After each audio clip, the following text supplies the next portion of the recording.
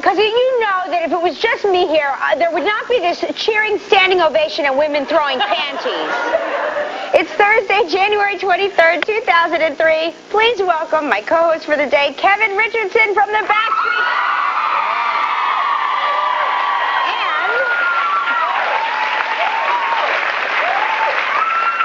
Currently starring in Chicago. You just opened? Yes. Monday night? Monday. Oh my gosh, that has to be so exciting and nerve-wracking all at the same time. All of that and more. I was a nervous wreck. You played Billy Flynn, obviously? Billy Flynn, yeah. How much time did you have to prepare for that? 2.5 weeks of rehearsal. Mm-hmm. Yeah. And being that I knew I was only going to have that amount of time, I tried to learn all the songs and start rehearsing and learning my dialogue before I got there. So did you go every night to see the play, or did you want to make it your own totally? And I went and watched the show a couple times, and I shadowed Billy Zane, who did a great job. I shadowed him backstage to learn all the cues and stuff. Right. But I did want to make it my own, so I watched it a couple times. Now, went and saw the movie, which is great, by the way. That's a great film. Yeah. I mean, it's so unique the way... usually these Broadway shows don't translate very well, I don't think, to... I thought they did an amazing job. They did do an amazing job. Cell Block Tango is my favorite. Oh, gosh, I could watch it all day. Very sexy. Now, it's extremely freezing outside. We're going to take a look because it's the coldest day of the year so far. 11 degrees. There it is. Manhattan. And cold out there. Don't you wonder on days like this, don't you say to yourself, why don't I live in Hawaii? I find myself saying, don't they have talk shows in Hawaii that I can... Like, I'm not saying that, I'm so important here. Clearly, they could replace me in 2 seconds' time. But couldn't I have a talk show in Hawaii? Or couldn't we do live from Hawaii? Let's think about that. Time difference with the show. We should move the show. What? Okay, if we did a morning show in Hawaii, what time would it be here? 8 o'clock at night? Well, we'd have to do it in the middle of the night. What are you guys doing at 8 o'clock at night? Nothing. You'll love it. It'll be so much fun. So, what I want to know is, because it's my job to sort of play Regis today. All right. I'm going to try. Regis is on vacation, by the way, if you're wondering where he is. Are the other Backstreet Boys jealous of your independent success? You can be honest with us. They're very happy for me. Come on, Kevin! They're very happy for me. We all want to give each other room to do things like this, and being that we've had the success that we've had, it gives you lots of opportunities to do different things, and this opportunity came along, and I jumped at it. I couldn't pass this up. It's a dream come true. Well, a lot of people are saying that, the Backstreet Boys, in particular, is really responsible for this whole, movement of all of these reality shows, trying to discover the next big thing, the next big group, the next big... Did you watch any of the reality shows last night that were on? I did get to see some outtakes of the new, American Idol? American Idol. Right. That looks interesting this year. It looks like they didn't have any pre-auditions to kind of narrow down some of the talent there. Yeah, that was pretty wild. I figured but that's part of the entertainment of it. You go from one extreme to another, and then they had some really colorful characters on there this time who were really giving the judges a lot of... It's almost as if they've been encouraged to do so. Oh, yeah. I mean, they seem like they have some ornery people there that are that sort of somehow in their insecurity must know that they may not be very good because, I'm sorry. I just kicked her. That's okay.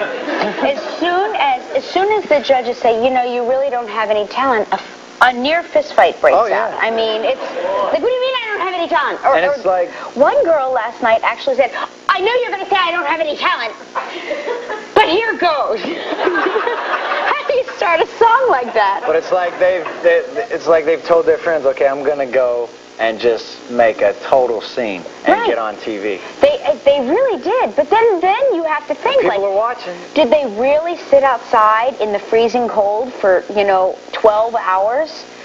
Because they don't think they can... Well, it's all over. LA, New York, Chicago, Detroit.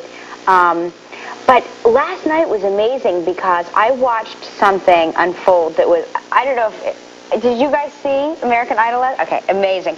So this one guy gets up. He is so bad, right, that Paula, Simon, and Randy, thank you, the other guy, because he's so nice that you never remember his name. Yeah, he is a nice guy. The three of them are astounded into silence, like this. Right? And so the guy stops singing, and they're like this. And he takes that as his cue to give them more.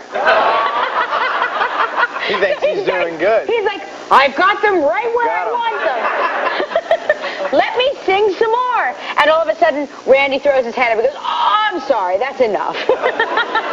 And then Simon is so, he's like, you may be quite possibly the worst singer in Detroit. I've ever heard in my life. You're so awful that people would kill themselves if we... He told the guy that if we let you release an album, the record industry would die. But then there was something really sad that I saw. There was this woman who had a little boy, and she was there all day waiting to audition, and she was a professional boxer, and she had like a very sad story. Like her husband was a corrections officer and he was killed. And I thought she did a fairly nice job. I mean, she kind of tried to choreograph a routine, which she shouldn't have done. She should have just gotten up there and did the song, and that's it. Because I thought her voice in and of itself was fine. But she was really banking on this. She was banking on this as her way out of Detroit for a better life for her and her son. And when they told her no, I just thought that the reaction was so strong that they should have given her the dignity to turn the camera off. Right. And they followed her out as she broke down in front of her little boy, and I just thought like they've taken it too far. Like now it's too far. It's when it's all in good fun. When people are up there singing badly, and then they're like, "Well, I don't let you eat it, Simon." That's funny. But when a woman is there crying and she's got a little boy there, and he's like, "Mommy, what's wrong?" and it's just like that's too much. They should have turned the camera off. I thought. I saw an outtake of another girl. I guess after they do the audition, they go and say, well, what did you think? How did you feel? And they film that as well. And this girl was she was crying her eyes out. She was hysterically crying. And a lot of people bank a lot on this stuff. And I don't know. I mean, you've been through it. You know how hard the record industry is. Yeah, it's hard. It's very hard. You got to be on your P's and Q's. It's a lot of work. You got to be talented. You have to have a good work ethic and a lot of luck. And you have to take criticism, too. Because a lot of people don't want to hear the criticism at all. You have to be able to take constructive criticism, yeah. Now, I understand that you have a very, like a big connection to our show, and Regis in particular. It's very ironic that I'm sitting here right now in Regis' chair because about 12 years ago, I met Regis when I was working at Walt Disney World. We were doing Christmas parade, and he was down there hosting it. Right. And I was playing Aladdin in the parade. My favorite! I married my husband because I think he looks like Aladdin. Yeah. Really? I'm not kidding. So, I met Regis, shook his hand there, and here I am sitting in his now you're playing Regis. I'm playing Regis. Full circle.